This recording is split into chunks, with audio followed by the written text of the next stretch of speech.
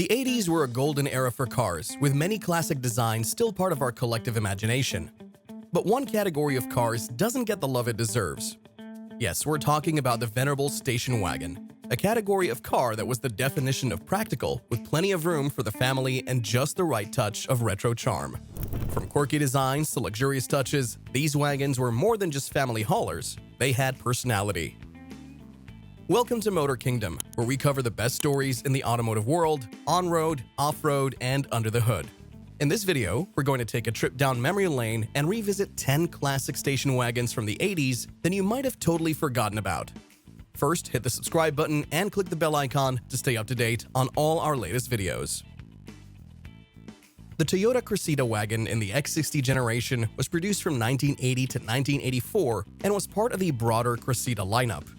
It offered a combination of practicality, comfort, and reliability, typical of Toyota vehicles of that era. The X60 Cressida wagon was powered by the 2.8-liter 5ME inline-6 engine, producing about 116 horsepower and 164 pounds-per-foot of torque. It featured fuel injection for better efficiency and smoother performance. The engine was paired with either a 4-speed manual or a 4-speed automatic transmission. The rear-wheel drive configuration provided a more engaging driving experience. The Cressida wagon was a mid-size station wagon offering a spacious interior with ample cargo capacity, making it practical for families. The X60 had a wheelbase of 104.3 inches and a length of 181.1 inches. The rear seats could be folded down to expand the cargo area, offering more versatility. The Cressida wagon was equipped with an independent front suspension and independent rear suspension, contributing to a comfortable and smooth ride. This setup, along with a relatively low curb weight, made it easy to handle while maintaining a comfortable ride quality. Standard features included air conditioning, power steering, power windows, and an upgraded stereo system. The interior was designed for comfort, with fabric upholstery and a focus on quality materials. The X60 Cressida wagon was well regarded for its reliability, solid build, and comfort, offering a practical choice for those seeking a reliable and versatile family vehicle. Let's talk about the Mercedes-Benz S124. The S124 was the wagon version of the W124 sedan, and you'd usually find it badged as the 300TE or 300TD, depending on what was under the hood. The TE came with a 3.0-liter straight-six gasoline engine, while the TD packed a turbo diesel. These wagons were around from 1986 to 1996 before being replaced by the E-Class lineup. What made the S124 stand out wasn't just the luxury and comfort you'd expect from Mercedes. It was in the sheer level of engineering. Mercedes wasn't messing around back then. They were building cars to last, sparing no expense on quality. These wagons had the same iconic styling as the sedans, showed up a year later, and were just as timeless. Even today, it's tough to find a modern Benz that compares to the S124 in terms of durability and charm. Sure, Mercedes still makes wagons, but they don't quite have the same magic. The Volvo 240 wagon was a practical, safe, and durable vehicle.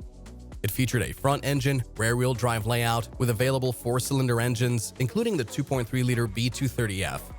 Volvo introduced fuel injection and lambda-son emissions control, making it one of the cleanest cars of its time. It gained a reputation for longevity and safety, with features like crumple zones and reinforced doors. The 240 was widely used by families, taxi services, and even law enforcement. The Subaru GL wagon, part of the Leon lineup, was available with front-wheel drive or Subaru's signature 4-wheel drive. It offered boxer engines ranging from 1.6 to 1.8 liters and came with a manual or automatic transmission.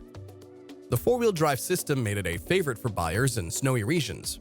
It was also among the first wagons with a push-button 4-wheel drive selector.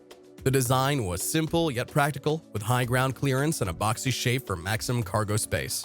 By 1989, it was replaced by the Legacy. The Mazda 323 wagon, also known as the Familia in some markets, was one of those practical, no-nonsense cars from the 80s. Produced from 1980 to 1989, it was a compact, affordable wagon that delivered on reliability and fuel efficiency without any frills. Under the hood, you typically find a 1.6 or 1.7-liter 4-cylinder engine. It wasn't about speed, it was about getting you where you needed to go without breaking the bank at the gas station. The power output wasn't huge, usually around 70 to 90 horsepower, But the real charm of the 323 wagon was its simplicity and low maintenance costs. Inside, it was basic but functional. The cabin had enough room for a small family or a group of friends, and the rear seats folded down to give you more cargo space. The handling was easygoing, and while it wasn't the most exciting car to drive, it got the job done every time.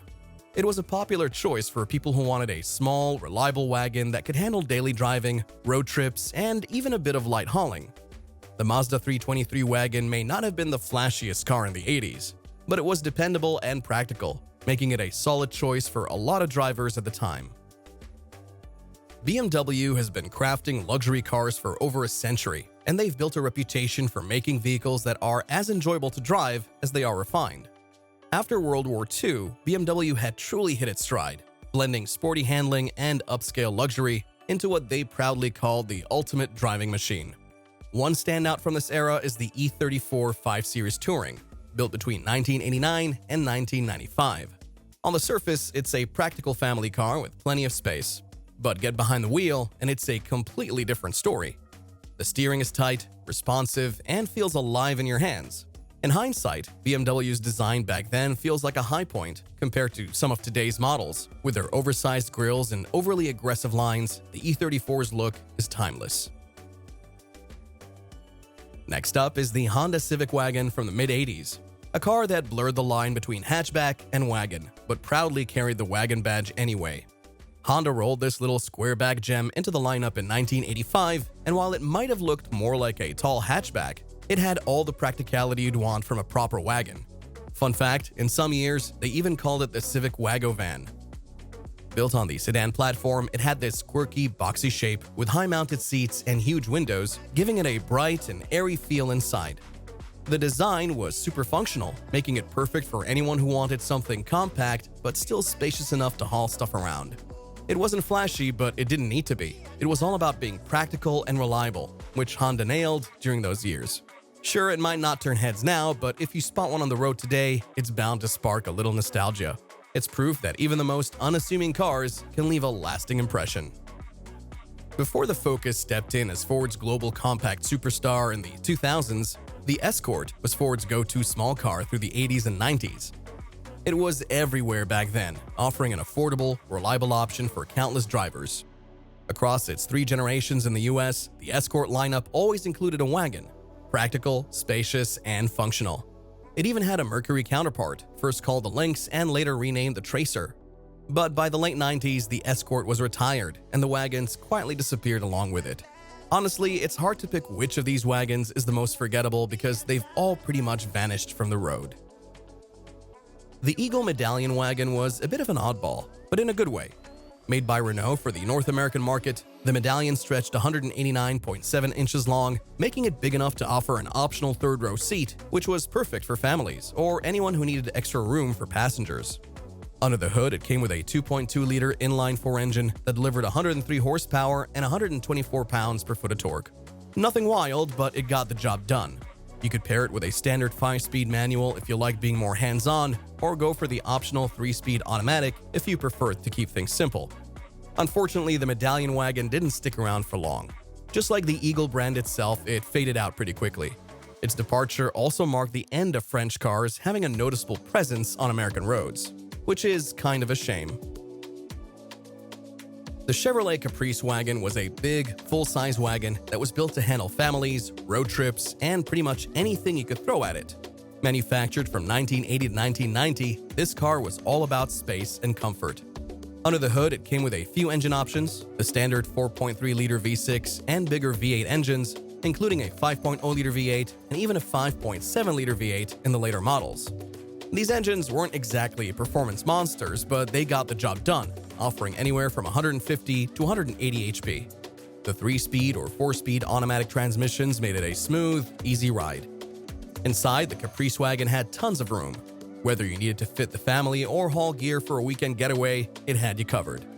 It could fit up to 8 passengers, and with the rear seats folded down, you got plenty of cargo space. And let's not forget about the features. Things like air conditioning, power windows, and cruise control made long drives a lot more comfortable. It was a reliable option for families and even made its way into government and police fleets as a dependable cruiser. The Caprice wagon was the epitome of 80s American comfort and practicality. And if you're into classic wagons, this one definitely made its mark.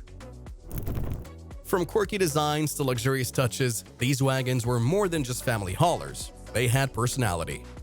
So did you recognize any of these classic wagons from yesteryear? Maybe they were your family car back in the 80s. Let us know in the comments which wagons were your favorites. Until next time, don't forget to like and subscribe to stay up to date on our latest videos.